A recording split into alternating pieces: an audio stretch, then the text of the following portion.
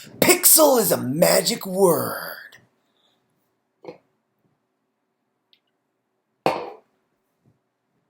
Retrospection is always at risk of a sampling bias.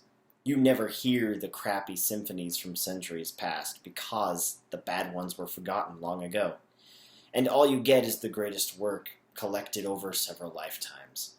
But at the same time, a symphony is still characteristically different from pop music. Similarly, modern games have a different character. Boop, boop, boop.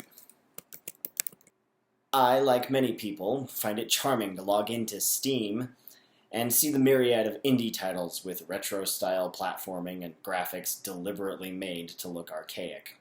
Because I, like many 30-somethings, feel smothered by the sort of polish that modern developers inflict on their games. This stuff is so good! In the days of gaming yore, designers were not burdened with the squealing dregs demanding that all of their choices be made soulless carbon copies of each other, in the name of game balance. And developers were willing to take risks in the name of exploring gameplay concepts. All things that you will never dare to do on a multi-million-dollar budget. I may be completely wrong on this one, but it seems to me that computer games have their pixel movement. The word pixel is in the title, so it has to be good. And board games are just now coming out of their Kickstarter-fueled renaissance, which has given us a great many good games. But the world of tabletop RPGs seems to be lacking its own retro-style development craze. I was raised on a diet of Dark Sun, second edition Star Wars with its pips and wild dice, on Legend of the Five Rings and the MechWarrior RPG. These games were raw and unashamed of their flaws because they knew what they were trying to be. They didn't hide behind the pretense of being a thespian pastime because the game was the priority. It came with the risk that munchkins and rules lawyers could wreck the creation of good literature, but that risk also came with something beautiful. Today we have re-releases of OD&D, which is great. I love it. And we have these new rules light storytelling galas, which are fun, and I love playing them.